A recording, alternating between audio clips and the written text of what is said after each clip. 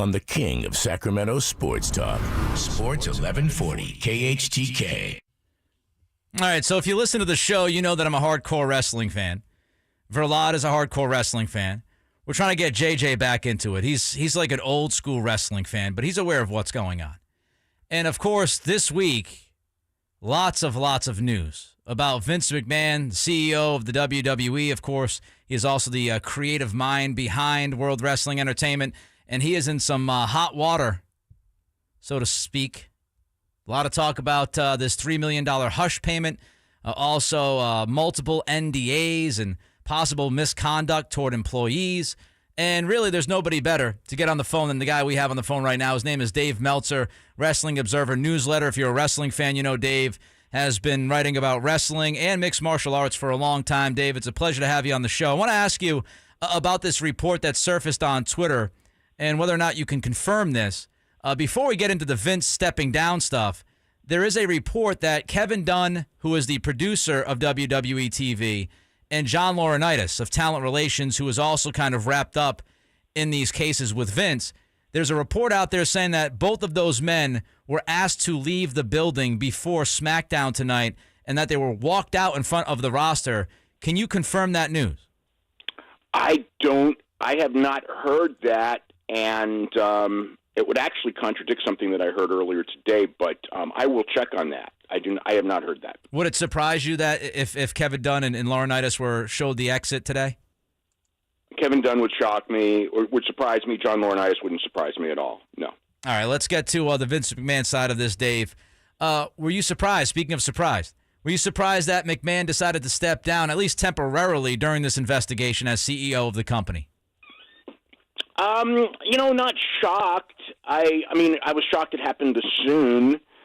When the story surfaced, which was a Wall Street Journal story on Wednesday, I mean, I thought, like, this one's going to be a tough one. It could get him, because the key one is doubling the salary of the woman that he was allegedly having an affair with, and that was tough. And the hush payments and everything, and all coming out like that.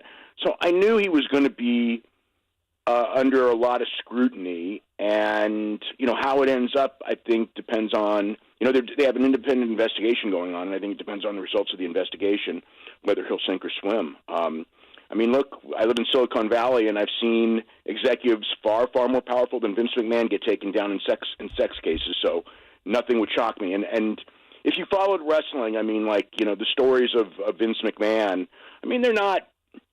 This isn't the story itself. Isn't a big shock. Put it that way. Right. Yeah, I would agree with that. Dave Meltzer is with us here from Wrestling Observer newsletter. Of course, Dave, they said the WWE announced that McMahon voluntarily stepped down and made this decision. Do you think it was voluntary, or do you think somebody might have, said, Vince, it might be in your best interest to sit out for a little bit here? Vince has all the control and stock control and everything like that. I think that I'm sure somebody, whether it was his lawyer or a confidant or something, said, Vince, it's probably better for the company to do this, but ultimately it's going to be Vince's call. So and he's still the head of creative, which is a key thing. He didn't really step down, right? As much as there's it's like a figurehead change, if you know what I mean. I mean, if he was gone from the company, that would be stepping down. I mean, he's really, I mean, especially with Stephanie being put in that position, he's still probably running things, and it's just, kind of like a cosmetic change. Yeah, I said that today before the show, Dave, that this kind of reminds me of Daniel Snyder in the NFL. Daniel Snyder supposedly is not running the day-to-day operation for Washington, but they put his wife in his place, and I think it's rather obvious that he knows what's going on and he's involved. Let me ask you about... Well, I mean, there's actually a perfect story of this. In the 90s, when Vince was in trouble, Linda McMahon suddenly became president of the company. But nothing really changed. It was still the same company. And then, Linda McMahon left as president and Vince was back as president. Fantastic point. Let's talk about Vince tonight. He's going to be on SmackDown. It was announced that he's going to be on SmackDown, not as the CEO and the real Vince McMahon, so to speak, but he's going to be in character. Do we have any idea what to expect from Vince tonight on SmackDown? I don't know, but it sounds like a really bad idea. but I mean, the whole thing, obviously, it's an attempt to draw television ratings. The SmackDown ratings have been down the last several weeks, which is more. which is not so much SmackDown is the fact that they've gone against the NBA and NHL playoffs. Right. And I think he's looking at using this to jumpstart the ratings. It's fascinating. I mean, Vince has done this before. It is his MO, but I was surprised. Wouldn't have been surprised for him to go on and make some kind of a speech and step away. The idea that he's going to be in character and play Mr. McMahon while this is going on is, I guess we have to wait and see, what he does. It might be funny. It might be sad. I don't know. Dave Meltzer is with us here on the Nick Cattle Show, Sports 1140 KHTK from the Wrestling Observer newsletter. Dave is just on CNN, so we feel very, very lucky to get Dave today. The idea that Stephanie is the one to replace him on an interim basis, Dave, this is interesting. She just recently took a leave of absence from the WWE. Was this a surprise or shocking to you in any kind of way that Stephanie was the one that was the person who replaced him? Yes, that was a complete shock to me because she just left the company a month ago, and they buried her on the way out. Yep.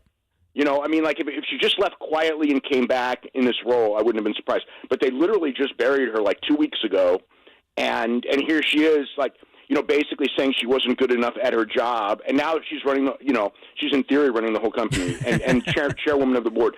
So yeah, if it was 3 months ago, I wouldn't have been surprised. But when I woke up this morning to find that out, and it was Stephanie, I was like, oh, I've got to process this one. Now, some people, you touched on this a little bit a couple of minutes ago, Dave, but some people might not quite understand how this works.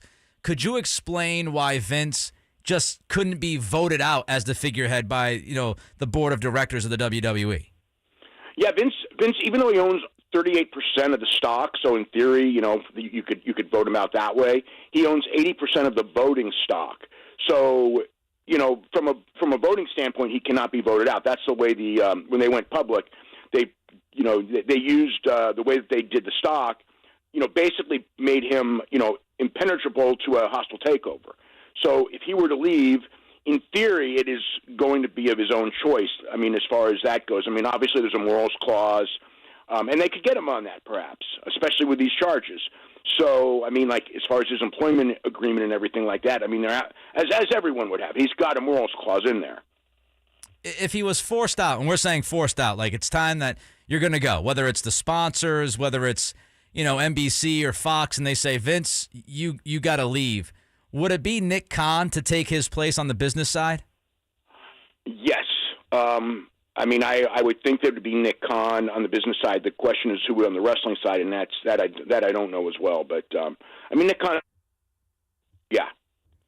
All right, now let me ask you about this possible sale. Dave Meltzer is with us here. Just got two more for you, Dave. I'll squeeze in. If WWE was sold to, let's say, NBC, could that actually change how wrestlers are contracted? Would they be officially employees? We know that they haven't had a union and they always talk about their rights. Could that fundamentally change the wrestling business? It could. I wouldn't expect that it would because, UFC was recently sold. Well, not recently. It was 2016.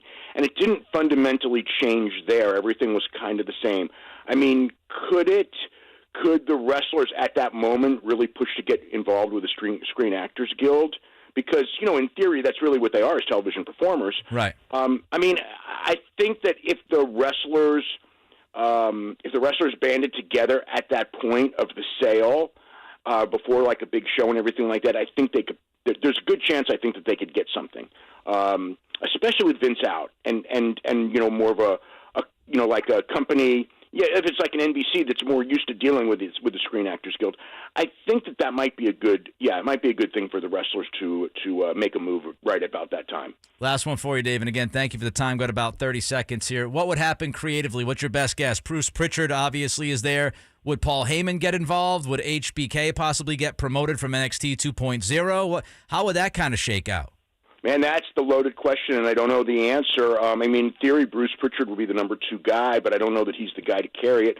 Paul Heyman is very brilliant, but he's also very controversial, and I don't know that they would go back to him.